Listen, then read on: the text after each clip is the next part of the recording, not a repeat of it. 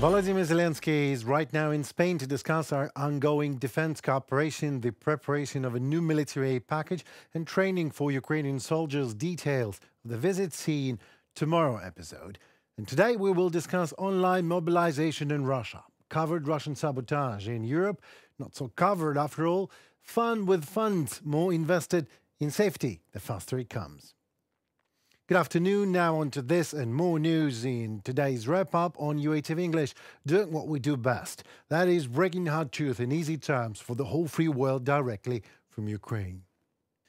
The more money invested in safety, the faster it comes, as simple as that. It is assumed that the final and the very important for Ukraine document could be signed at the G7 summit in mid-June. We're talking about G7 finance ministers here who are about to approve plan to use frozen Russian assets to help Ukraine. We have made some progress. The part on the Russian assets. It hasn't been finalized yet because there are several noticeable technical and legal issues, but what will be confirmed in the final declaration is a strong common political position from all the G7 countries. The ways of finding additional funds for Ukraine became the main discussion topic at a meeting of finance ministers of the most developed democracies of the world that happened in the northern Italian city of Stresa. The meeting participants agreed on the main course. On further funding for Ukraine, Russian frozen assets will be used as a source for that. Well, of course, there are yet details to discuss, as per German Finance Minister Christian Lindner, while EU Economic Commissioner Paolo Gentiloni also expressed cautious optimism, saying the talks had seen positive convergence on the concept of using frozen Russian assets in a proper way. Any detailed agreement will require the approval of G7 leaders who met next month in Puglia. U.S. Treasury Secretary Janet Yellen, who was quoted by Reuters, says that a loan to Ukraine backed by interest rate from frozen Russian assets was the main option G7 leaders should consider in June. Yellen told reporters at the end of a meeting in northern Italy that the plan had broad support, but that there was a quite lot of work to be done to make it a reality. According to her, the 27-member European Union must also approve that. What I like the most in all that high-profile ado is the French and the US stance in all that. Our objective is, of course, to reach an agreement on the use of Russian assets. The aim is to have a method and security for financing Ukraine. The Ukrainian government and the President Volodymyr Zelensky say that's our goal. In the theme of those frozen Russian assets, one question bothers me at night. Can someone explain to me why are those Russians who are holding their assets in the West, after all, and not in a safe, fair, and so very legally predictable country of Russia, as they say, I wonder?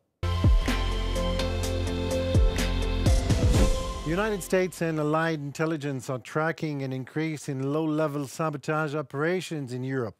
Who could ever thought, right? Well, what is it in easy terms? Nothing new.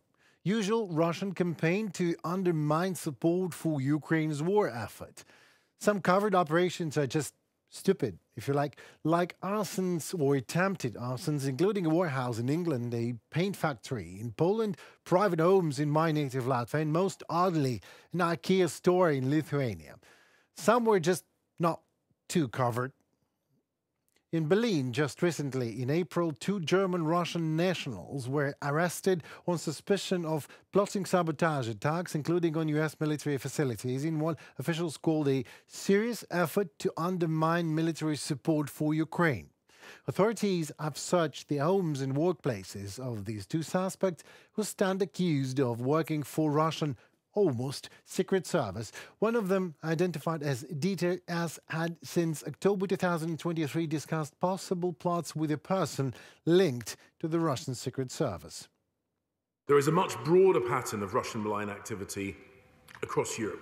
These include plans for sabotage activities against military aid for Ukraine, in Germany and in Poland, espionage in Bulgaria and in Italy, cyber attacks and disinformation activities, airspace violations, and GPS jamming with an impact on civil aviation.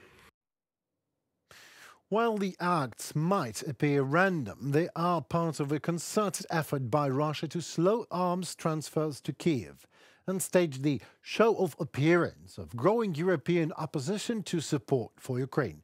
The GRU, that is Russian intelligence service, is leading the campaign, of course. Again, it always has been that way and always will be so. Russia is trying to sow fear. So to force European nations to add more security throughout the weapons supply chain, adding additional costs and slowing the pace of transfers. And Prime Minister Jonas Gahr Store of Norway said Russia posed a real and serious threat after his country warned international society of possible attacks targeting energy producers and arm factories. Inge Holland, Norway's counterintelligence chief, told the media how attempts at sabotage in Poland, Germany and the United Kingdom were conducted by non-Russian nationals, so to provide Kremlin sort of a deniability, to show that it is Europe that wants Ukraine to lose the war. You see, all you have to do to see if that is the case is to answer one simple question only. Who is going to benefit if Ukraine wins? Europe, obviously. And who's going to lose it all? That's right. Exactly my point.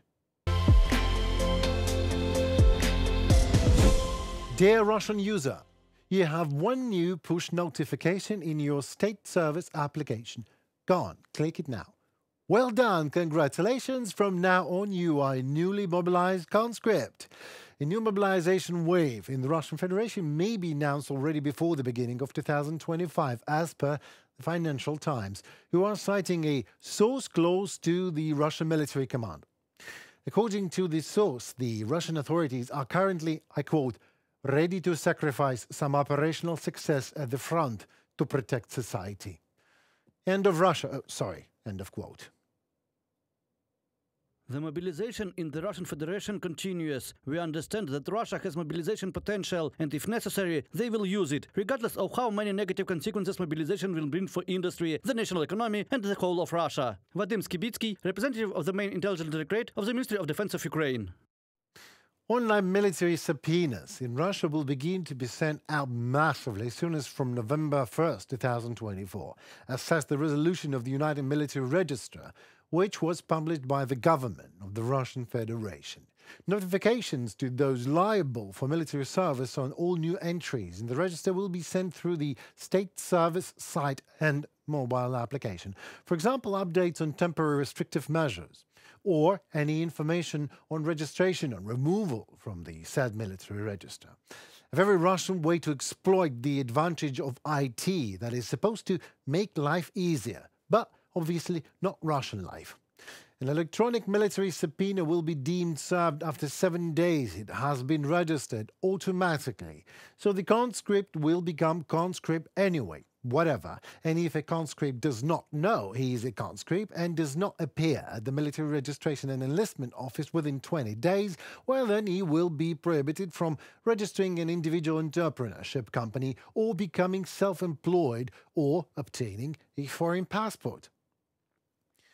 Well, what could be said in easy terms here? It very much looks like Russia is running out of Russians wanting to die for the Kremlin. I mean, we all understand that the Kremlin just wants more livestock to continue what it simply can't stop without admitting it was a fatal mistake and an international felony, a Russian slaughter in Ukraine. Well, I have an idea for the Kremlin. So to enlist people massively and without any problem, how about to make all Russia one big prison? Oh wait, that is exactly what's going on. That was it for today, folks. For news and updates on Ukraine, better stay with Ukraine. UATV English is going to break the hardest of truth in easiest of terms for you. Please don't be shy to like, comment and subscribe in return. Your opinion and voice matters. It helps Ukrainian voice to be heard globally. Please stay safe, tune for more and stand with Ukraine. Goodbye.